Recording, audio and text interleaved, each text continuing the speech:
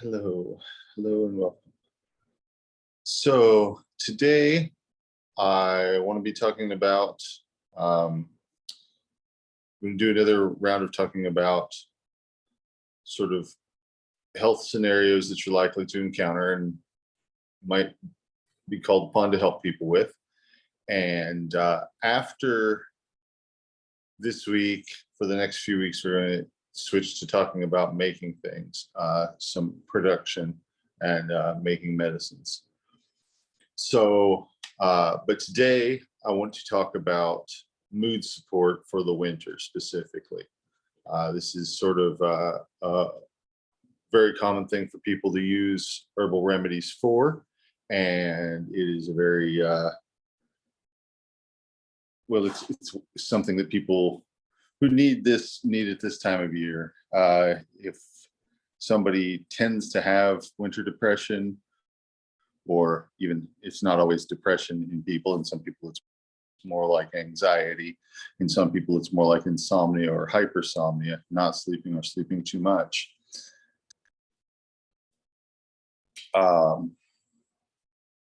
Sometimes people call it seasonal affective disorder, but whether or not it's a disorder is really kind of a matter of degree and duration. And so for some people, it's maybe severe enough to be cataloged as a disorder, and some people it's not, but really it's not separate clinical entities in those situations. It's just different levels of severity. So what we'll be talking about would just be in general supporting mood in wintertime and special needs nutritionally and herbally for promoting mental health during the winter. And this is a thing that affects a lot of people in different degrees, and it's multifaceted.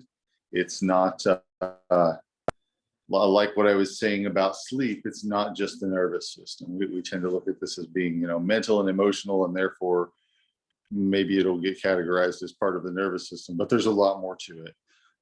Just like there was with sleep, it involves all different systems of the body, and also some things outside the body. And so we'll get into all that over the next hour or so. I unfortunately misplaced my list of which herbs that I'd already talked about, and so I might end up talking about something we've already talked about when I get to that part of the class, but hopefully not. So with mood support, a lot of the time when days start getting shorter, some people notice it as early as the equinoxes. Some people notice it in September. Some people notice it later than that. A lot of people don't notice it until it's over. In other words, they kind of labor under the impression that they're feeling just fine until spring comes along and they start feeling better. And then they realize, wow, I really felt horrible and I didn't even know it. Because we're all trained from a very early age to ignore our own needs. And so that's something that some of us get very good at, and leads to situations like that. But how severe winter changes in mood can vary from just feeling less energetic, which is not necessarily a problem. That's maybe just a seasonal difference, all the way to people killing themselves. It can be a life-threatening situation. If it is a life-threatening situation or appears to be a life-threatening situation, I would encourage anyone dealing with it to get outside expert help, because that's not necessarily a good do-it-yourself project at that point. But it's often somewhere in the middle, where it's not destroying someone's life, but just really taking the joy out of that part of their life while it's going on. And that's something that I think is experienced by so many people. If you look at actual statistics on seasonal affective disorder, they really don't account for all the people who are just muddling through somehow without seeking any sort of medical intervention, and therefore not coming to the attention of anyone keeping statistics on this sort of thing. But I think that it's a very widespread, very common thing. For some people, it really, makes them dread the coming of winter because they know they're going to feel terrible the whole time. And for some people, it's not that bad, but it still takes some of the fun out of some of it. So there's a lot, fortunately, that we as students of herbal medicine can do about that.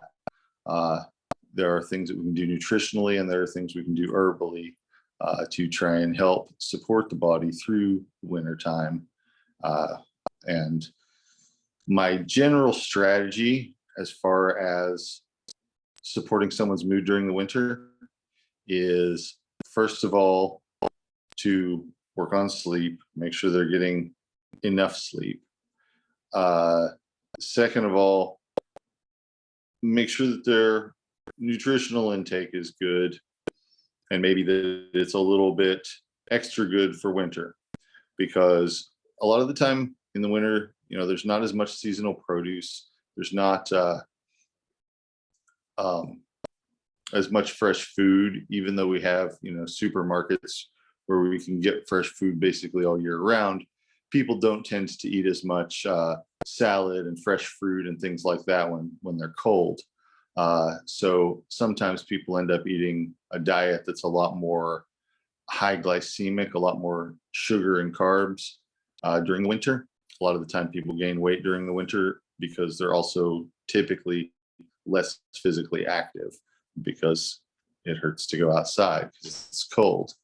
So, and also because it gets dark early, and that kind of limits a lot of physical activities that people might be doing. So paying special attention to nutrition and physical activity is a useful thing.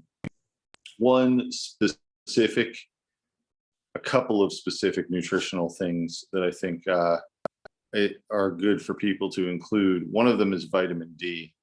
Vitamin D is something that our bodies synthesize through sunlight, but unless you live in a very sunny place, sunnier than Kentucky, you probably don't get enough sunlight to make all the vitamin D that you need. So you get some of it from your diet. And vitamin D is present in most animal fat, in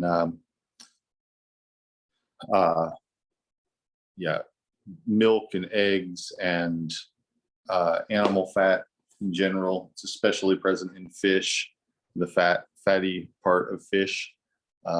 So getting that through your diet or supplementing with it is helpful. I supplement with vitamin D in the winter, and it makes a big difference to how I feel. And it's one of the few supplements that I've ever really taken that I can say, okay, I can see a big difference in, this taking more of this vitamin. Most vitamin type stuff, I think I get plenty of from my diet, and I just, so if I take extra, I don't really notice a difference. But with vitamin D, I think 5,000 IU a day can be a good dose for people to take in the wintertime. It's a large dose, but it's not that expensive. You get vitamin D3. It's very well tolerated. It's been tried at higher doses than that for longer periods than just one season, and it seems to be very safe and not associated with a lot of the kind of side effects you hear about people having from taking too much fat soluble vitamins like vitamin A and vitamin D. It's possible to get too much, but it doesn't seem to happen very easily with vitamin D3 in particular.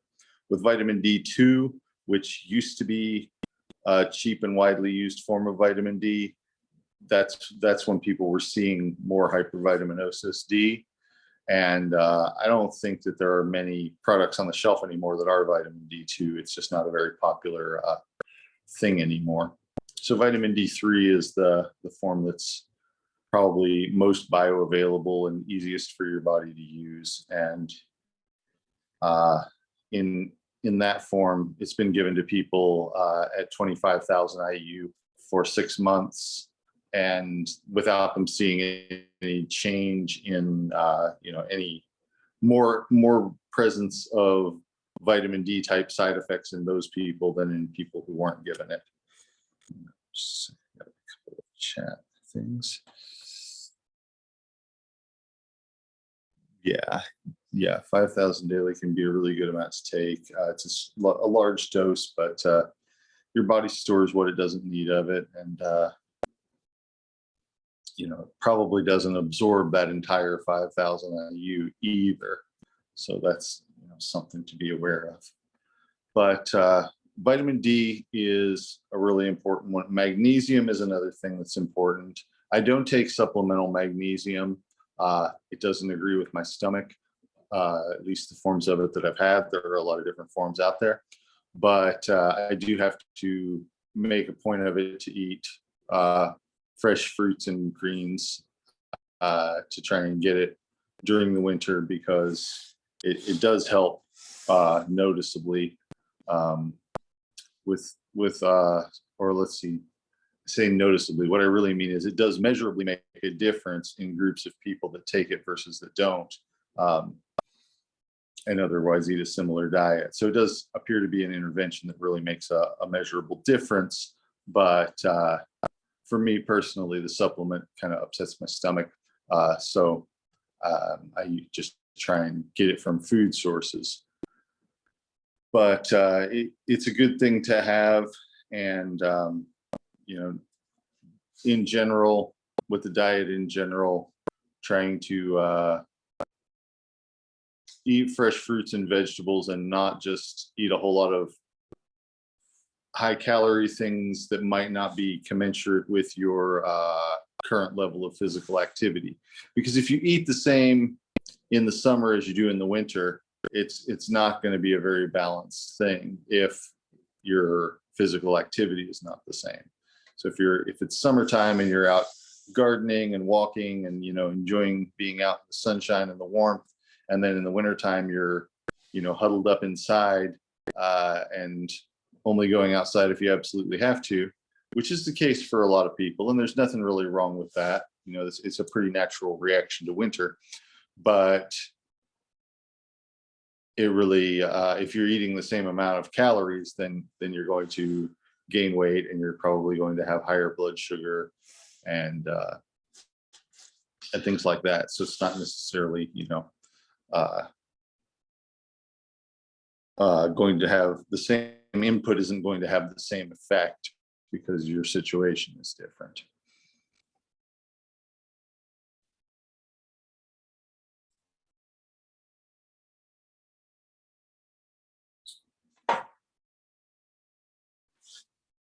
So people should kind of be conscious of what they're eating. I think conscious eating is really important. Not just eating out of habit, but eating, paying attention to when you're actually hungry, and trying to eat foods that are not especially calorie dense. If you're not doing especially a lot of physical activity, can make you feel better. And I'm not trying to counsel people to make themselves hungry, because I don't really think that's good for you. I think that if you're feeling hunger, that's usually means that you need to eat. And if you want to feel less hunger, then maybe you need to do things differently, but that you shouldn't just ignore hunger when you're feeling it. I think that can be the wrong choice. But I do think that people should try and tailor their diet to their level of physical activity, so that they're not impacting their endocrine system and their body's energy processing system in a negative way.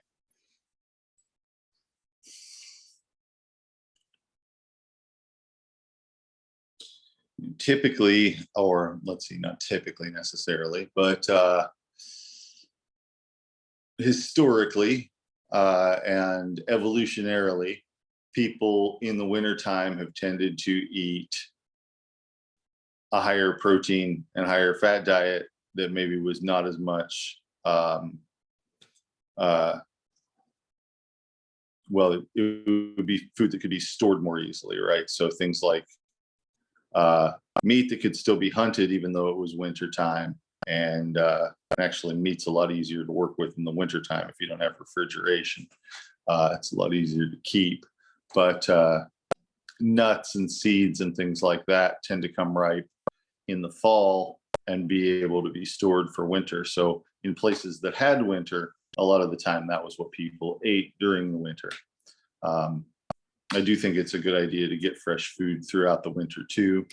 But I also think that a higher fat and higher protein diet versus a higher carb diet is perhaps a better choice during the wintertime, although that's going to differ significantly from person to person.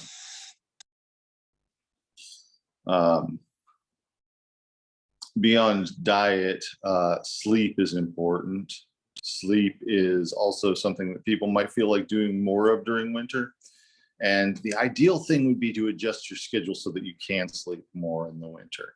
You know, maybe you just need some extra sleep while it's extra dark, because when it's light out, your body produces endocrine substances that keep you awake and that tell you that it's time to get up and do things. And when it gets dark, your body produces substances that make you want to sleep.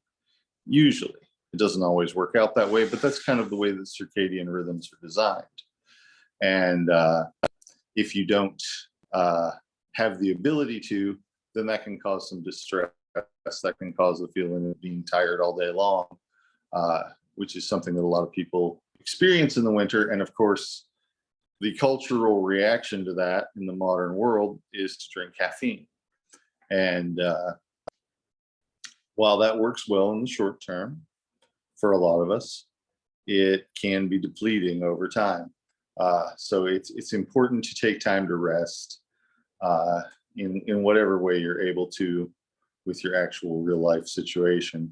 Give your body a chance to not exactly hibernate, but get extra sleep and have a sleep cycle that's maybe more aligned with what the season is doing. I think that, you know, doing that for yourself and advising that for other people can make a really huge difference. I really started doing that a few years ago after, you know, many years of always struggling with seasonal mood issues. And I noticed a huge difference from that. It's a really positive intervention.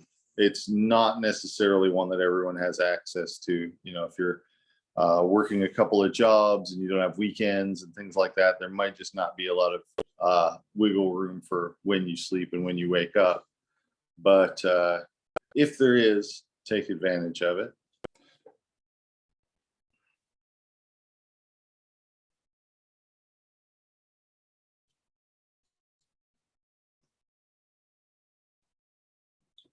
And so that's a really important part. And for some people, they feel like sleeping and it's really easy for them to sleep.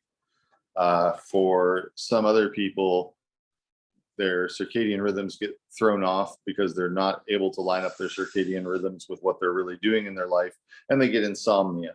Or if you're the kind of person who gets energy, gets creativity and energy and things like that when the world is quiet around you, and that often means at night, then, you know, some people have more of that, and that can also be depleting afterwards during the day as well.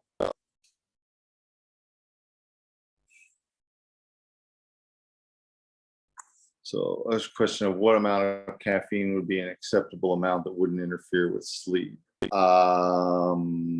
is going to be wildly variant from person to person. And I would say that any caffeine probably has some effect on sleep. But, you know, I think that for most people, 1 or 2 cups of coffee is pretty okay. And when you get into more than that, it starts to make things feel pretty different. But that's really, you know, going to be very different depending on how much caffeine somebody's used to drinking and just how their body responds to caffeine. Personally, if I drink a 4th cup of coffee, it makes me want to fall asleep right then and there. It makes me feel like sleeping. I don't know exactly what it is. It's like coffee works at first, and then it does the opposite. And you know, some people have that experience of it, and some people have the opposite. But yeah, for most people, a cup or two is okay of coffee or tea. And sometimes you'll hear people say that coffee has more caffeine than tea or whatever. It's not, or that black tea has more caffeine than green tea, and it's not necessarily true. With coffee and with tea, it differs a lot depending on the individual strain or variety of coffee and growing conditions and things like that. And it's the same with tea. And so it's possible to have black tea that has more caffeine than coffee. It's possible to have green tea that has more caffeine than a similar sized cup of black tea. Often people drink larger cups of coffee than they do of tea. I don't know why, but that seems to frequently be the case.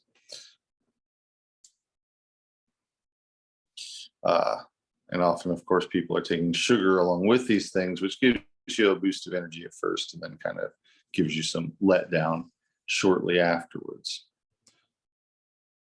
So tonifying the deficiencies is a good first step, making sure the person has the nutrition and the sleep that they need to have. That's a really important underpinning for any kind of mental health, for any kind of physical health. But it's something that you definitely need to keep in mind if you're dealing with winter mood support.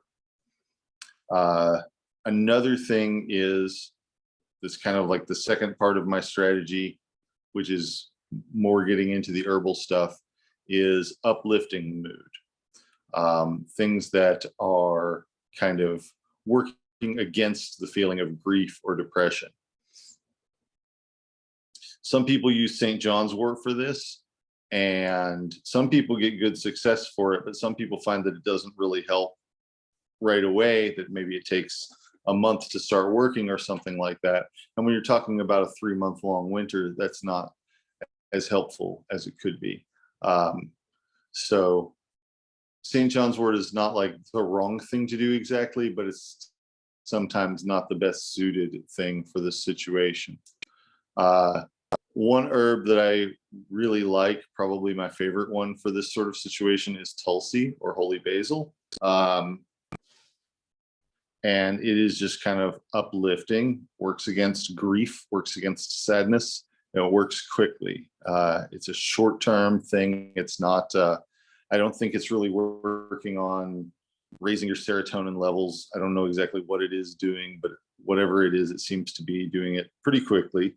Like someone can take a strong dose of Tulsi tea or some other form of it and feel an uplifted feeling minutes to hours later rather than weeks to months later.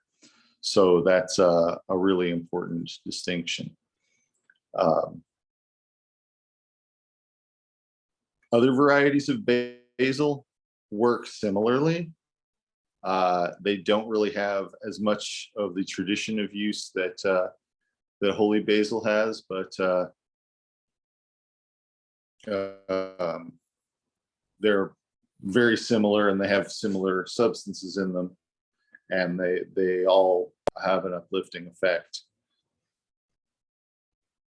There's a yeah, it's a sometimes you see them actually listed as the same varieties of the same species, but now mostly not. We would say Osmum basilicum and Osmum sanctum or something like that. It's two different species, but they're cultivated. The holy basil is a cultivated plant that's probably a little different than the wild variety that it comes from. And it's been used for religious purposes in India and in in Eastern Europe as well, Russia, and probably some other Eastern rites churches use holy basil. So its psychoactive properties have been recognized for a long time, but it's not really something that makes people feel weird. It just makes them feel less sad or more happy. Moving up slightly in the strength department, the intensity. There's sort of a gradient where at the low end of it you have the weak and really well tolerated stuff, and then as you move up it's stronger but more likely to make people feel off.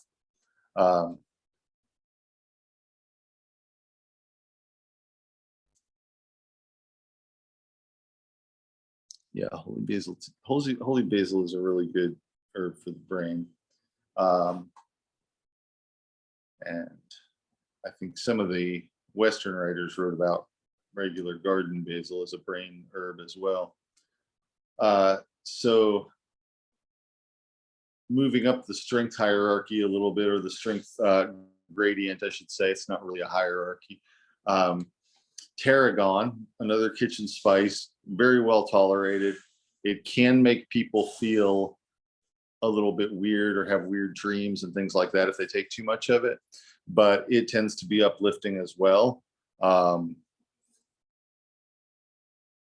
it's also very quick acting, something that you could take more of if you were having a bad day, something like that. I really like making a tea out of it and adding honey to it.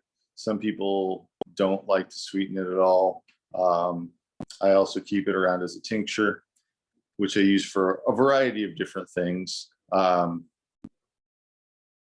I think of it as being a really good herb.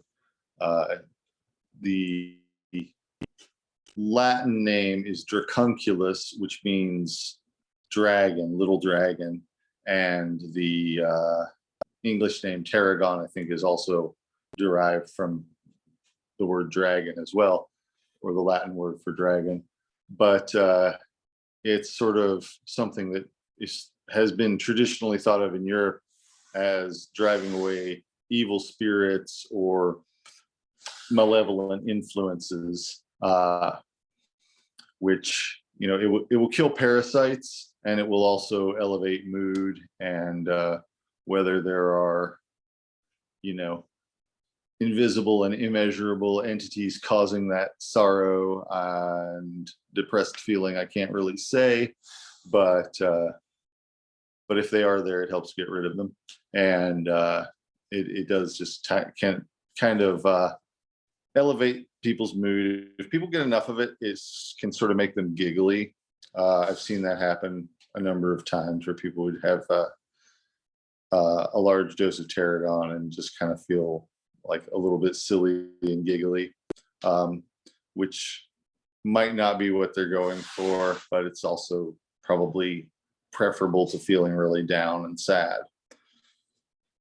So that's a good kitchen herb, you know, safe enough to be a kitchen herb, strong enough also to be a kitchen herb, because if it was weak, it would be bland and nobody would eat it. So it's a really good one. Very close relative of two very close relatives of tarragon are mugwort and wormwood. Wormwood's actually a whole bunch of different plants, but mugwort and wormwood and tarragon are all parts of the same genus, Artemisia, named after the Greek goddess Artemis and Thracian goddess Artemis. But it's there are stronger, more uplifting herbs, stronger antidepressant herbs. We know that at least part of what they're doing is inhibiting an enzyme called monoamine oxidase that breaks down neurotransmitters, thereby perhaps increasing the amount of neurotransmitters that somebody, of serotonin especially, that somebody has. That might not actually be how they work, but that's something that we know that they do, at least in a lab type setting, and is, you know, what a lot of people think of as being their mechanism of action. They also contain some aromatic substances. So traditionally in Greek medicine and in Middle Eastern medicine, they're thought of as purging phlegm from the body. And a lot of the time they thought of clouded thinking as being something very similar to having congested sinuses, where there was just phlegm, which is like one of the four humors, one of the main body fluids. That phlegm was maybe obscuring the nervous system or the brain. And so that it purges phlegm. It will purge phlegm from the chest and sinuses as well. Whether how that's directly related to its nervous system properties, its psychoactive properties, I'm not really sure.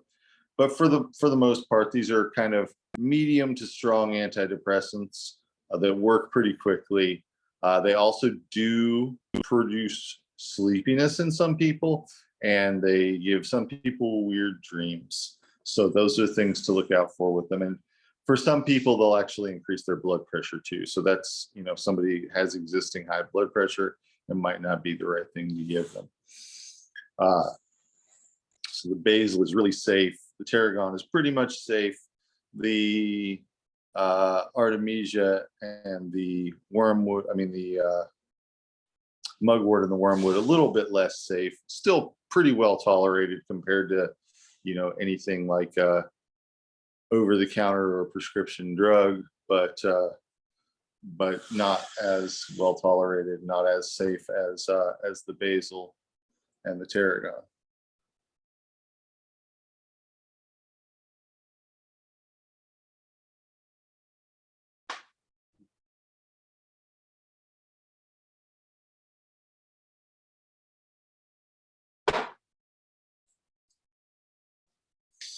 So those are a few of the herbs that you can use to elevate mood if somebody is feeling sad, or not even necessarily just sad. It might also be just kind of blah. A lot of the time in the winter, people don't feel sad as much as they just feel really listless and unenthusiastic. And sometimes that can turn into sadness or a sense of hopelessness. And it helps with all of those help with all of those herbs help with all of those situations. Sometimes what develops instead of sadness is like a sense of impending doom and anxiety. And of course, there's a lot of stresses. Winter has always been a stressful time for people. Sometimes you have to do things differently to deal with the cold, like it can cause, extra problems like school cancellations, or like having to shovel your sidewalk, or things like that. We don't have to worry as much about, being able to do basic survival tasks in the winter as we did a few generations ago, or as people might in someplace where there were not as many resources, or where there was a disruption like what we're seeing in Ukraine right now, where winter is going to be pretty dangerous for people because of infrastructure not being present that was there. So we don't have to deal with that as much, but winter can still be really disruptive. It's also financially a stressful time because people have to pay extra for heat, and often prices on food are up, and sometimes there are social expectations that you'll buy Christmas presents for people or travel to see family members or things like that. And all of that can create a lot of financial stress.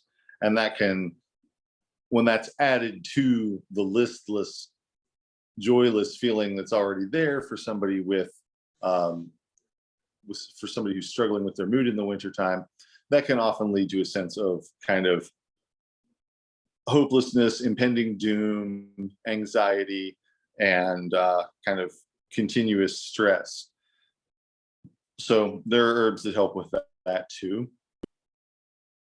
Passion flower is one that I really like. I'll often have people take passion flower before they go to sleep if they're having that kind of, especially if it's something where they just can't stop thinking about it. It's not just that they're stressed about it and they know it's there, but it's like they're turning it over and over in their mind and they can't make it stop, which can be really really distressing in itself. Passion flower is really good for interrupting that cycle.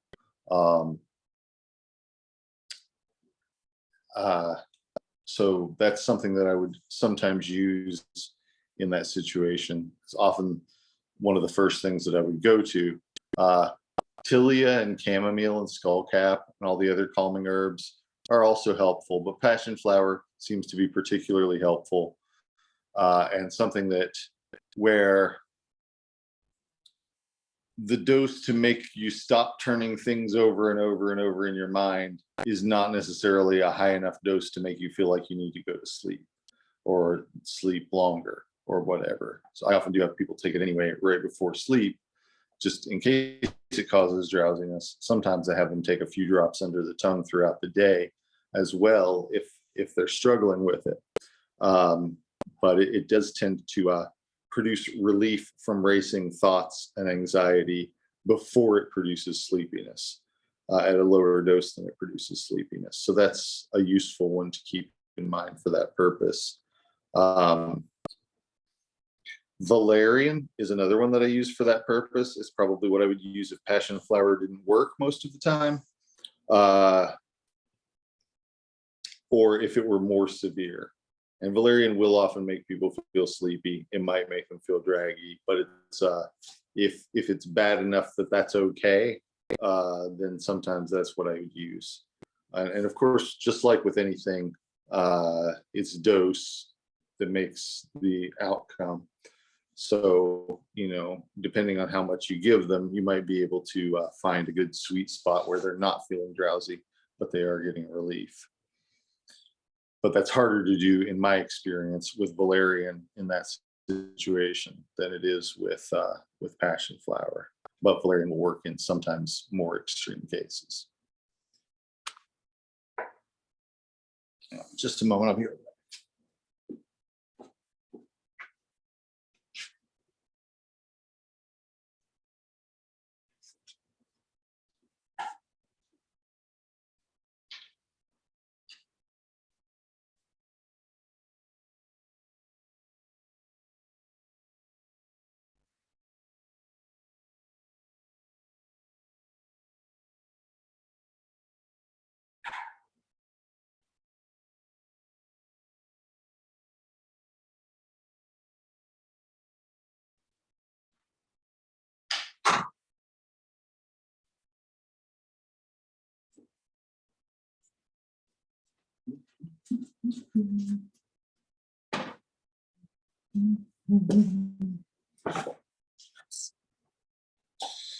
So,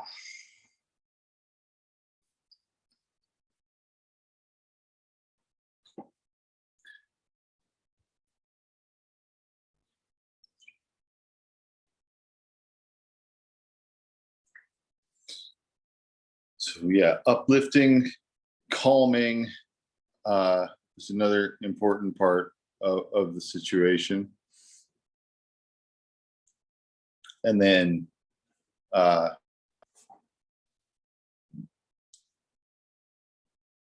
think that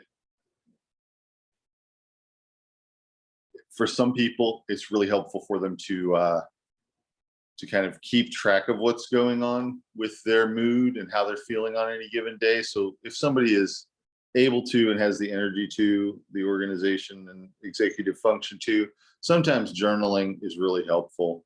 I think of winter as being an introspective season, time for, going in your cave and hiding, but also like going maybe deeper into your own psyche and finding things, maybe looking at reflecting on your year, things like that. I think that really we're basically meant to do that at this time of the year. And this is especially helpful to people who don't have a lot of history of thinking about their own thoughts, because some of us think a lot about our own thoughts and our own feelings and stuff. And some people really tend to not do that and to not be able to really say, oh, I'm a person who gets depressed in the winter, or, really think about their own thoughts and feelings in an abstract way. They're just kind of in the moment. And if you were to say to them, do you think you're feeling depressed because it's winter? They're like, no, I'm worried about this that's going on. I'm feeling this way because of these external causes. And the external causes are valid, they're real, but they're also not necessarily having the effect that the person would have if it weren't, the bleakness of winter. So I think that for people who aren't used to that sort of thing and who are open to it, that journaling about your mood and your feelings can really give insight into what's working for you, and also into recognizing this process as something other than just your own reality. It's realizing that it is something that's happening to you, that you're kind of along for this bumpy ride, and that it's not necessarily just the problem with your mood isn't necessarily a problem with you personally or anything like that. It can be hard for people to think about their own thoughts abstractly without some practice. And so journaling is helpful for that. And I think that it can be a really good thing to do in the wintertime. It's not for everybody. Some people just, don't process their thoughts and feelings that way.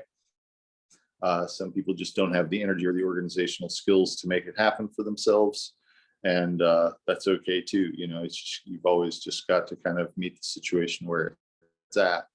But where possible, I think that it's a helpful thing.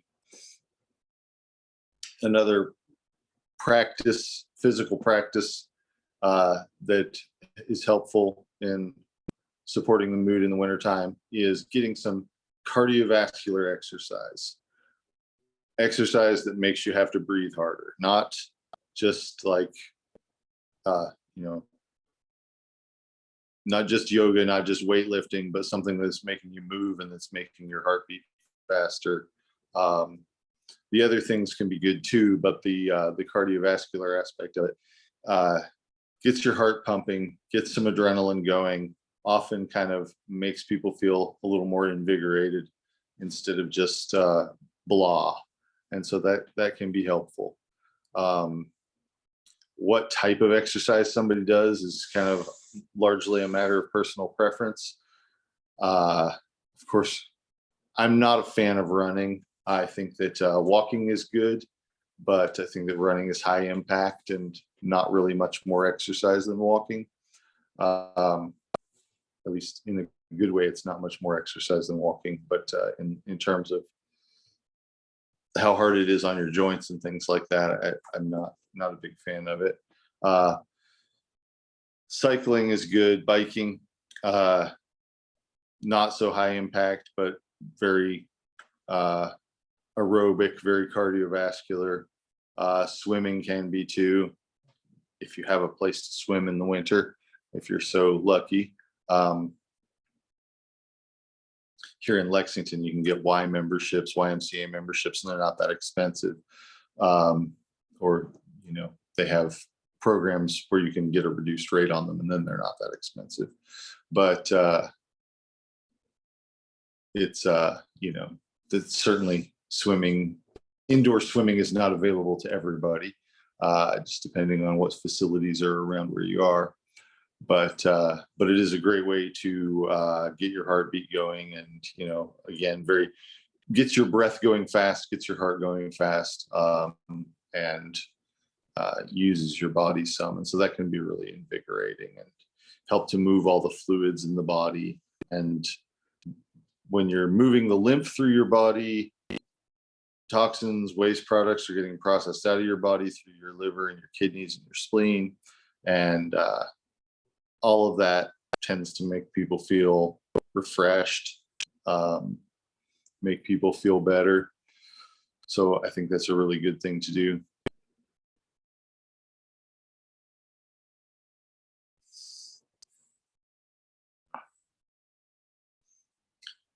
Let's see. So we've got diet and exercise and sleep and calming the nerves and uplifting the nerves, uplifting the mood.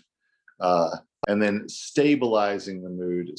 For some people, and this is kind of goes along with calming, but for some people, stabilizing the mood is really important, because for some people it's kind of highs and lows. Like they will have feelings of blah or hopelessness interspersed with bouts of anger and frustration. Um, Oat straw is a really good herb for this. Nettle is another really good herb for this.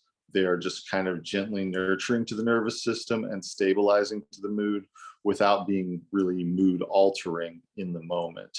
A valerian, sometimes people will call that a mood stabilizer because it is calming, but that's kind of more like almost like a mood suppressant in a way, or a valerian sort of alters how much energy you have to have coursing through a neuron before that neuron fires. So that's stabilizing in one way, but it's stabilizing in a very calming, sedating way, which is often not what you want in terms of trying to support someone's mood. Yeah, it's like you can make the difference between someone feeling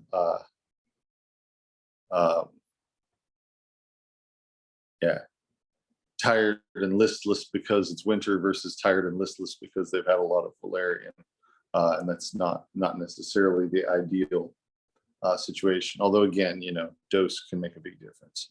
But with the nettle and the oat straw, they're just gentle and nourishing nervines. They're not going to cause really a change in mood, just sort of make the mood less perturbable, and that can be really helpful. Nettle leaf. This would be nettle leaf. I often make a fermented extract of nettle leaf, which is pretty strong stuff, but that's a little bit of a process. So just tincture of nettle leaf, especially fresh nettle, is useful for this. And I say oat straw. You can do oat straw if you have access to it. Milky oat seed is actually a little bit better. Oat straw is just the stems. Milky oat seed is sort of the juice of, or the juice producing unripe seed of oats. The oat before it ripens and hardens and it's green, and when you squeeze on it, white milky stuff comes out, starchy juice, and that's a really good mood stabilizing thing. And you can find the milky oat seed tincture from some commercial places. I think Herb Farm makes it, and I think Gaia does too. But it's a good thing. It's a seasonal thing to make, and that season is earlier in the year. But it's a good herb for that process. Oat straw can be made as a tea, can also be made as a tincture. It's a very inexpensive herb typically, and just kind of gently strengthening and fortifying to the nervous system, makes people less easily shocked or startled, makes people less easily thrown off by things. If something, how sometimes you're having a good day and then something minor happens and it makes you feel bad and you can't stop thinking about it and it ruins your whole day. Oats are really good for that. Oats as food are good too, for stabilizing the nervous system. They're also really good for helping to keep the bowels moving, which is sometimes an issue for people when they're not moving around as much, when they're not physically active as much. So that's something. Another thing along those lines is drinking water during the winter can make a big difference.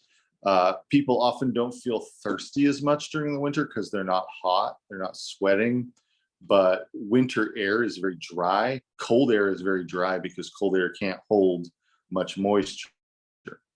But then once that cold winter air has been heated up to the kind of temperatures we have inside, it has a much higher capacity for water, but it doesn't actually have any water in it. So it will absorb water much more readily than hot summer air will, at least the hot summer air around here, where it's very humid. So it's more like desert air. It will suck the moisture out of you pretty easily, and you might not get thirsty. So making sure that you're drinking plenty of fluids in the winter is really important. And this is especially something I see with old folks, that they just maybe don't have as reliable a sense of thirst, and sometimes get pretty badly dehydrated just because they don't drink, because they don't feel the urge to, is in winter time.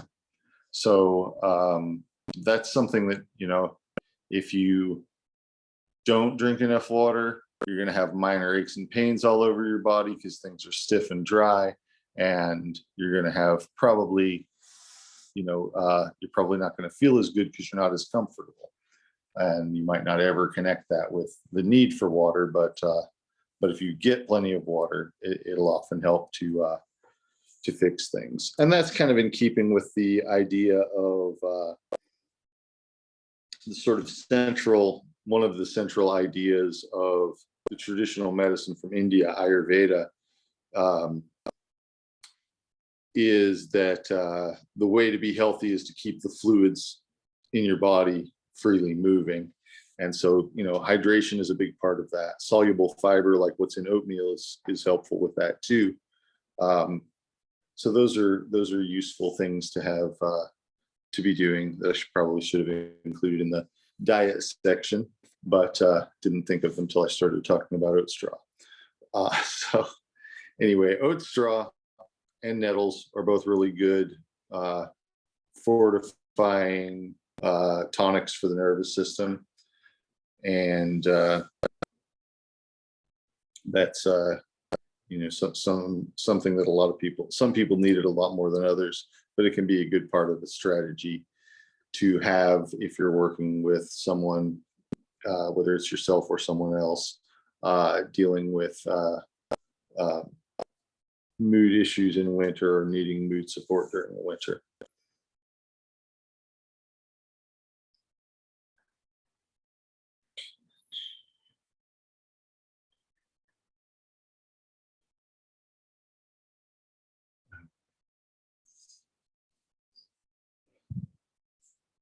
All right, so I wanted to talk a little bit also about a couple of different herbs.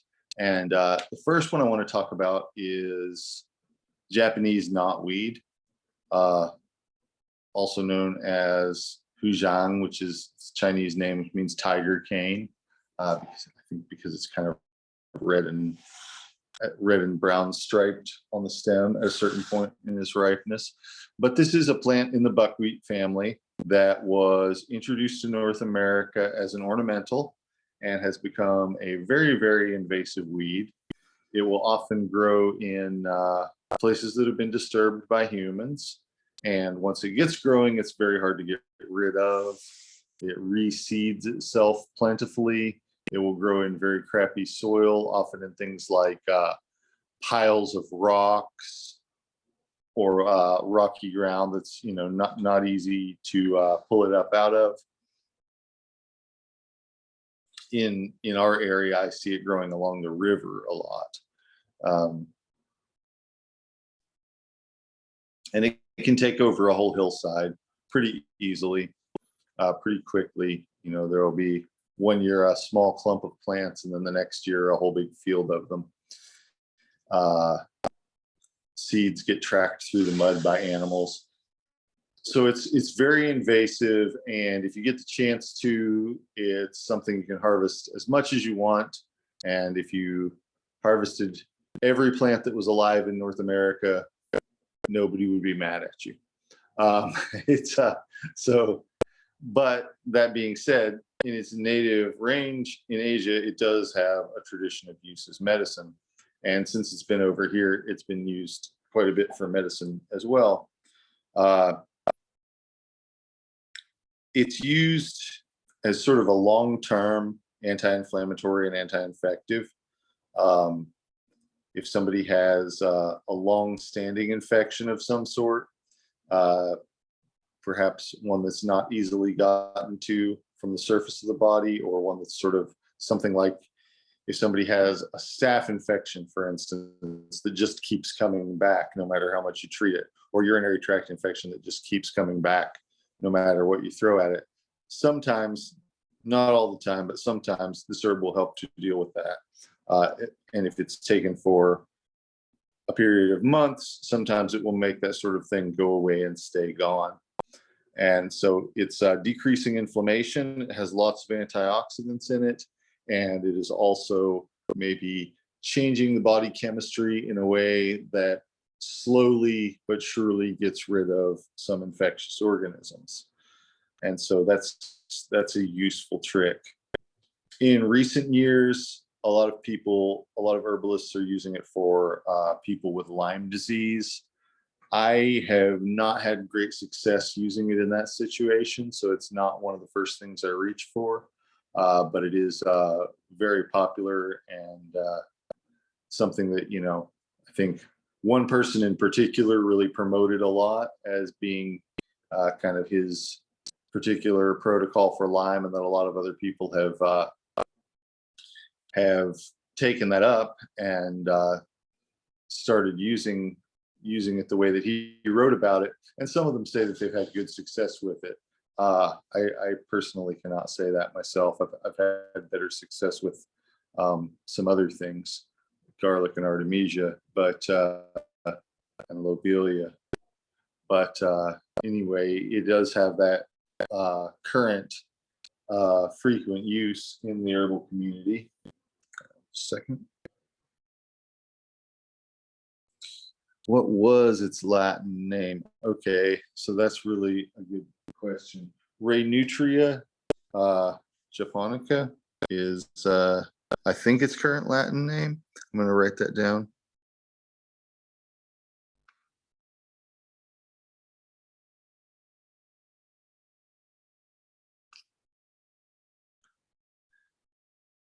Oh, I meant to send that to everyone.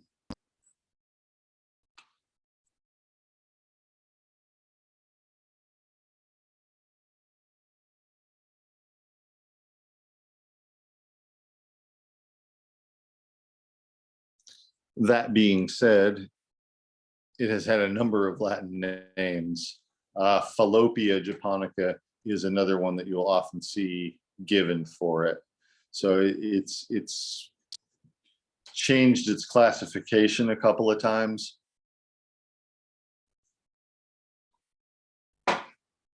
Polygonum cuspidatum is another completely separate Latin name that it has had when it was grouped in the same genus as some other plants, but now it's kind of off in its own genus, separate genus, and so it has a different Latin name. But yeah, Japanese knotweed has been pretty consistently its common name, and as far as I know, is not used to refer to any other plant. So anyway, that's it's a good plant. Its tradition of use is mostly as an anti-inflammatory, mostly for arthritis and other kind of long-standing sore aching type of conditions. That's what it mostly seems to be used for in traditional Chinese medicine. And of course, in that context, it's pretty much always used in formulas with other herbs, but that's sort of what it's doing in those formulas. So that's a good herb to know about. You probably won't see it again until next summer, but you can look up what it looks like and keep an eye out for it. And like I said, it's a very common weed in here in the Midwest and in a lot of North America as well, I think.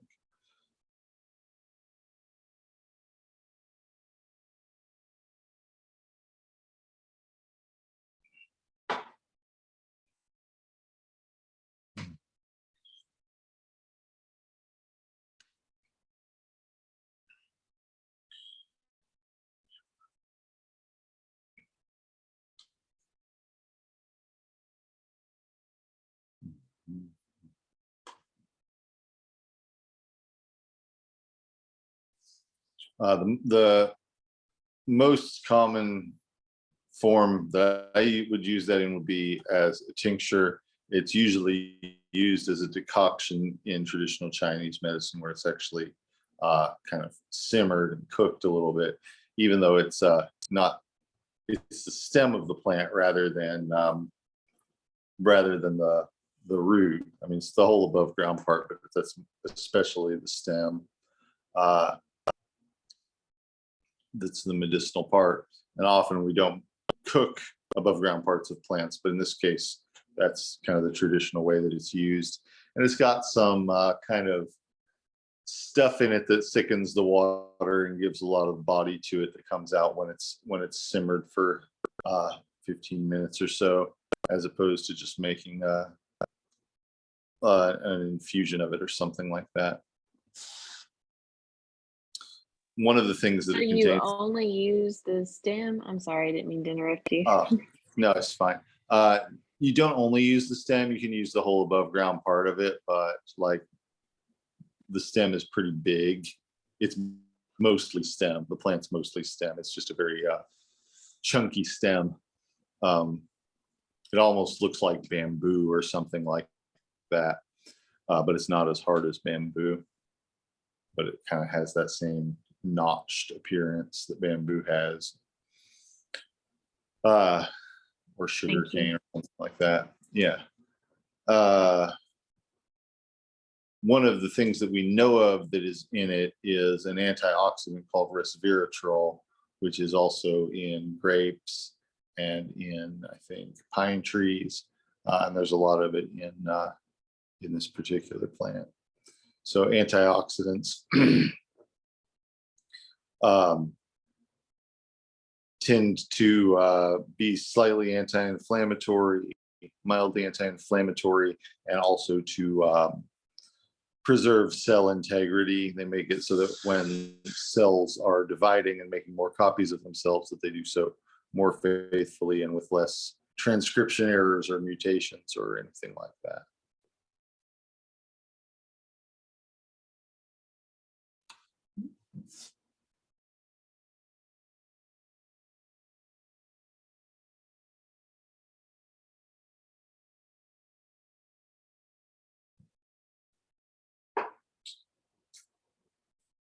All right, another herb that I want to talk about, I don't think we've talked about previously, and I apologize if we have, is turkey tail mushroom. Turkey tail is Trametes versicolor, and it grows on fallen logs, it grows on dead wood. It's a multicolored, thin,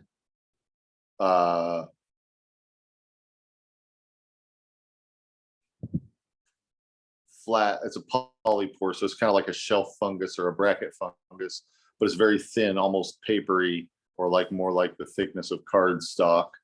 And the top of it has different brown and green and sometimes reddish colors, like the feathers of a turkey.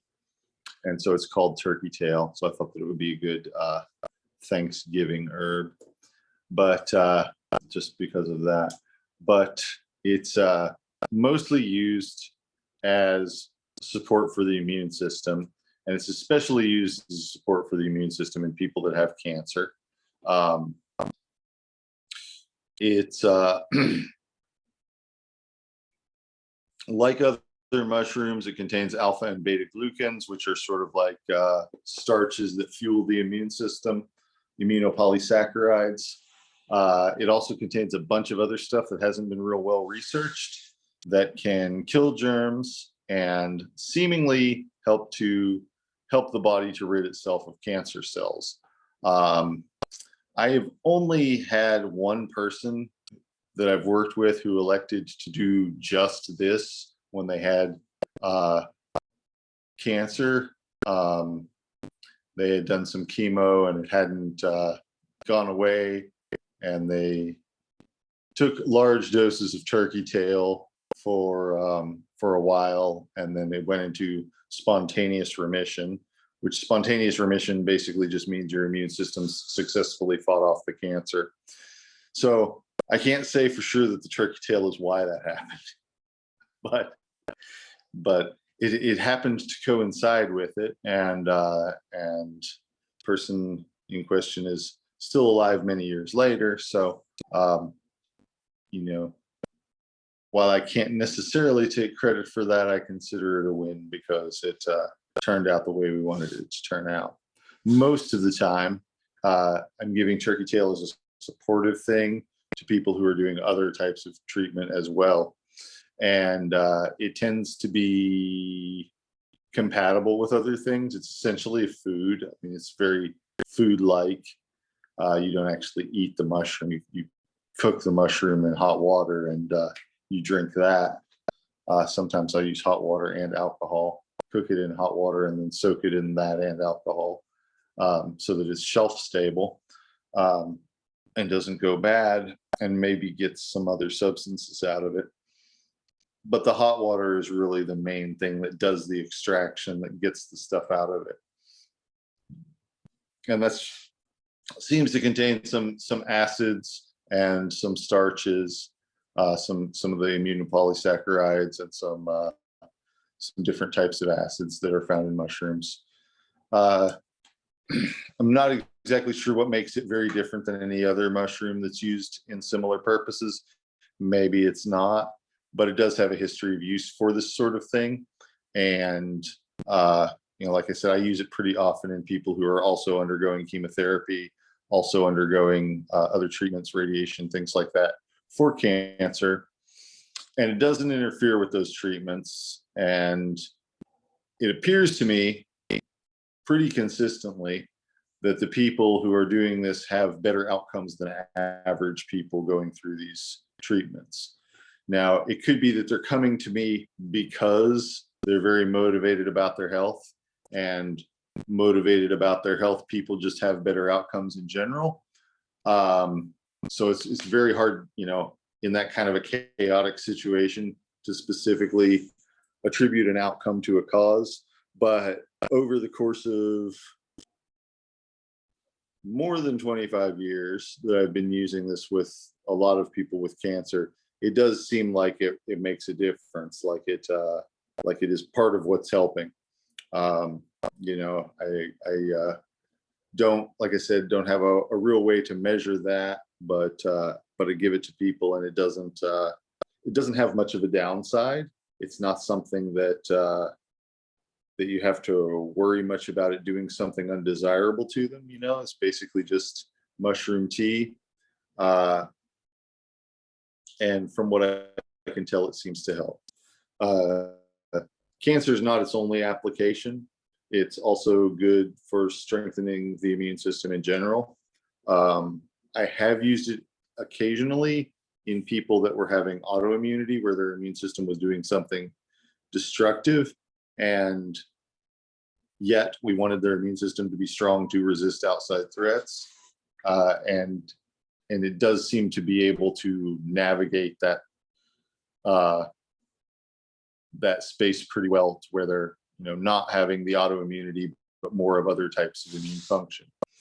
So that's something that I use it for too.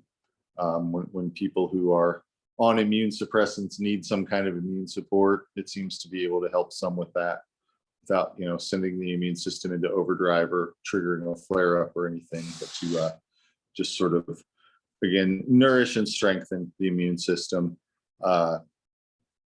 without setting it on the warpath, setting it into attack mode or anything like that.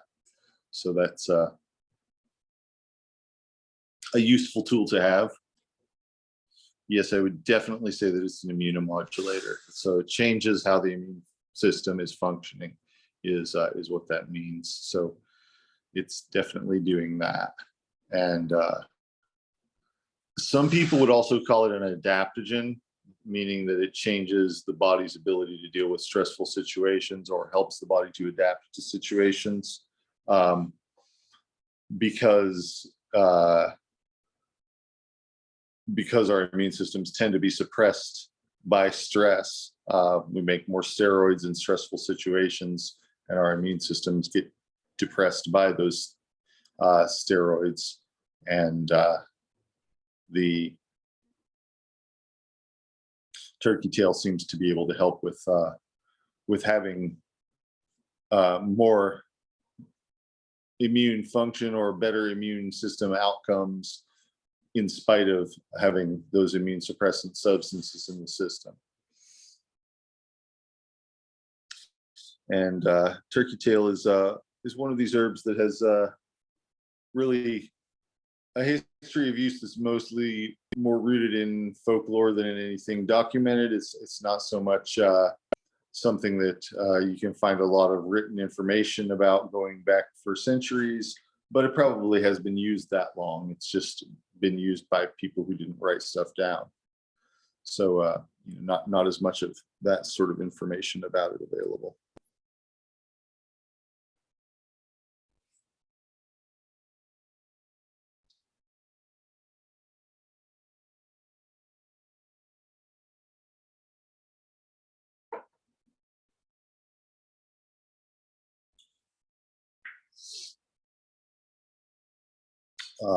And in keeping with that, it's something where in recent decades, there have been several studies looking at what the medicinal components of it are, but because it's not closely related to a lot of other things, a lot of other medicinal substances, medicinal materials, it's not necessarily, its pharmacology hasn't been really well elucidated. So we don't necessarily know the whole story of what's in turkey tail that makes it do what it does.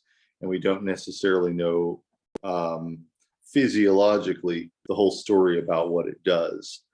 We just, have some history of use of it for particular situations. And for some people that might make it unattractive. They may feel like, well, there's just not really good evidence for this.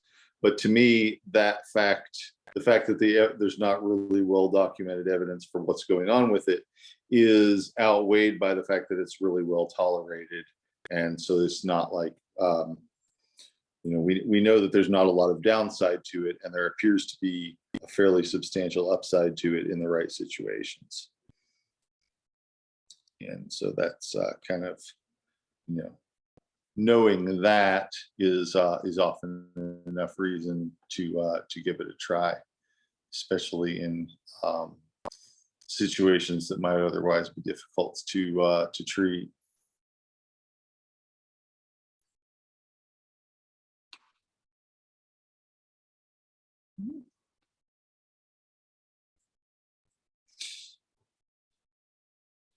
Yeah, it is fairly easy to find here in Kentucky and in other damp places with a lot of trees. It's a pretty easy herb to find, a pretty easy mushroom to find. Not something like chicken of the woods that you would be lucky to come upon a couple times in a year. It's something that's like a very standard thing to find out in the woods. There is another herb called false turkey tail, although sometimes turkey tail is called false turkey tail because it isn't actually a turkey's tail. But Trametes versicolor is the species that you want. There are some other papery shelf fungus type things out there that grow on fallen logs that aren't it. None of them is going to kill you or anything like that, but some of them aren't really going to do medicinally what you want either. So try and learn what it looks like, and if you get a chance, read up about mushroom anatomy and read the description of what its anatomy is like. And if you think you found it, you probably have, because it's pretty common. And I think we might do a winter herb walk, probably in early January. That is going to be a chance to go out in the woods, kind of at its barest, and look at what we see out there, which might involve trees which are still standing, but also some mushrooms like this as well. So we will probably see it at that time if we go out and do that. I'm looking at the first half of January, sometime in the first half of January for that tentatively. And hopefully everybody will feel like joining me. But I realize that going out into the woods in January isn't necessarily everybody's thing. But personally, I recommend it. I think that it can be really good to be out there when the plant world is at its quietest and at its least busy. Sometimes you can go out in the woods and you can see further in the woods because there's less leafy understory, and you can, make out the shapes of the trees better because they're not obscured by the leaves and things like that. And it's a good part of getting to know the plant communities around you, to get to see them at all different seasons, even though we won't see, as much showy stuff as we would see in the summer or the fall.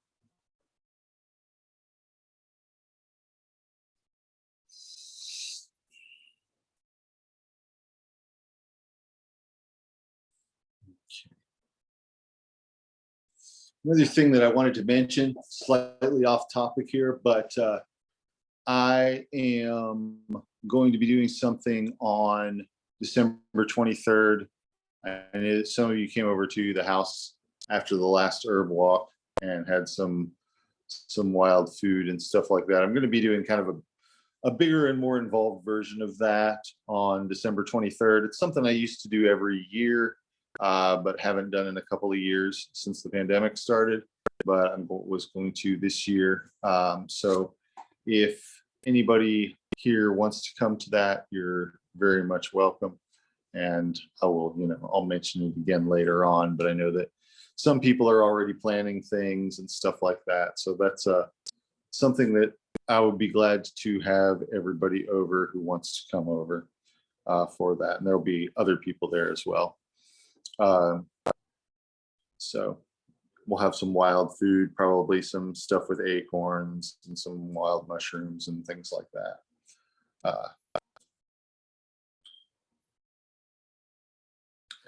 Some persimmon cider and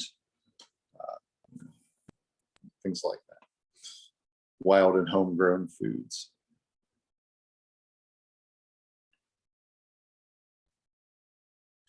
So,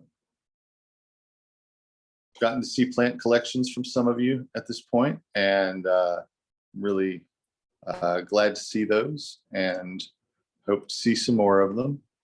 And I think it's a good time to start thinking about what your second project is going to be. And if anybody has questions about that or wants to talk to me about that, I would encourage you to reach out, and we can, maybe set aside a time to talk and figure out something. I just want it to be something that that involves a lot of what you've learned, that is a project that involves a significant amount of what you've learned, or the types of things that you've learned in this course.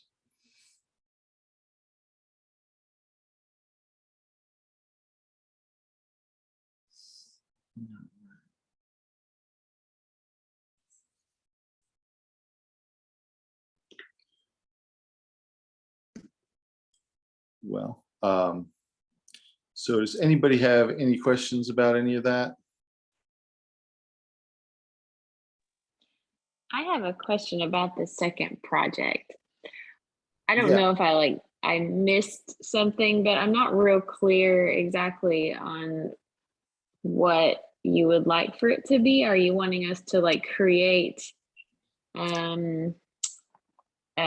I don't know, like a recipe of some sort, or It can be anything, but I want it to be something that you come up with that involves a lot of what you're doing. If it's a recipe or something, I want you to not just come up with a recipe, but maybe try it out on some people, make adjustments with it, maybe make some notes of what sort of experiences you've had with it, things like that. But that's a possibility. And that's what I did with my project when I was at this stage in my learning, is that I made a salve that contained some different ingredients that had a wide variety of first aid applications, because that's the kind of healthcare that I was mostly doing at the time. And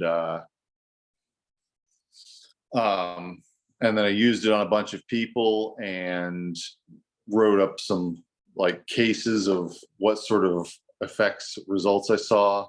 At some point, I changed the recipe a little bit and made a note of how things were different after having made that change.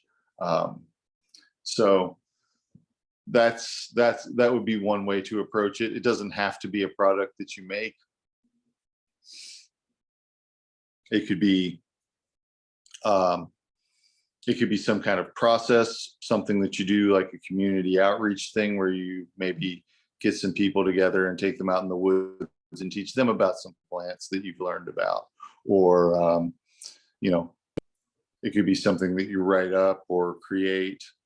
But it's pretty open-ended as to what the actual project looks like. But I want you to find a way to do something positive with what you've learned and tell me about it. Hope that's not too vague. I know it's pretty vague, but that's kind No, of that helps a lot, actually. Thank you. Yeah. All right, hang on. I had another question, which was, when you give Japanese knotweed, what kind of dose and what do you look for as far as effect and any time limits of duration of use? I usually start out with 5 milliliters a day. Sometimes I would start out with more than that. It just kind of depends on what I was trying to, what the situation was that I was treating, but I think that's a good starting dose with it. It's kind of a starting dose that I tend to gravitate towards with a lot of well-tolerated herbs, because it's usually enough to make a difference, but not enough to be overdoing it. So 5 milliliters at a time or so. And what I'm looking for usually is a decrease in inflammatory symptoms. So if somebody has really bad rheumatoid arthritis, I might be giving them a remedy that contains the Japanese knotweed and maybe some other things like reishi and ginger. And what I would be looking for is a decrease in the swelling, lividity, heat, and pain that they would be experiencing.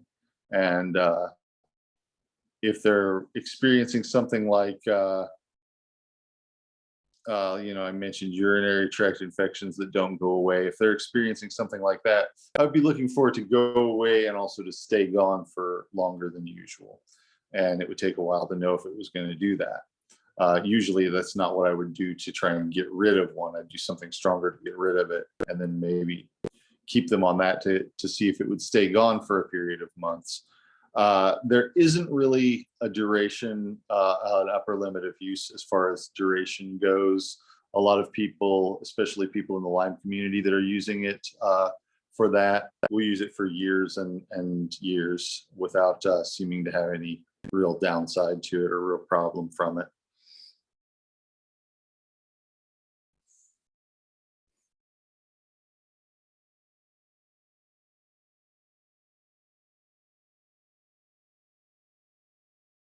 We give turkey tail added to coffee.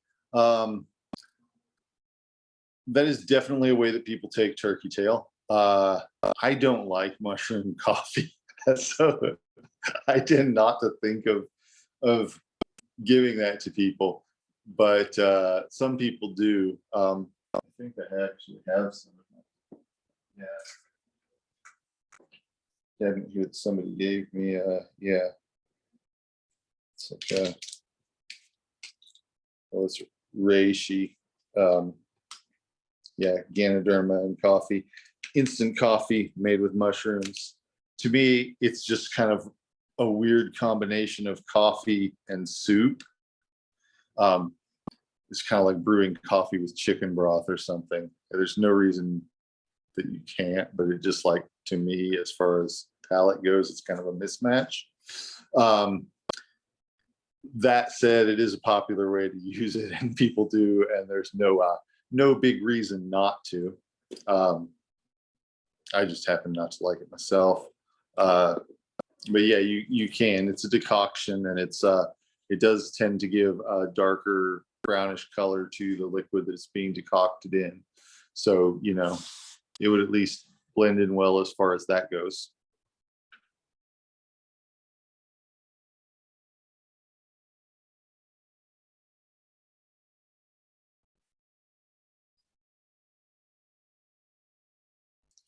All right. Well, I know it's kind of a shorter time this time, but that's about all I have for this time. Hope that everybody has a good Thanksgiving if you're celebrating that. And like I said, after this time, we'll start talking about doing some production, some different techniques for medicine making, starting next Tuesday. Thank you so much, Andrew. Yeah, thanks for coming, everybody. Talk to you soon.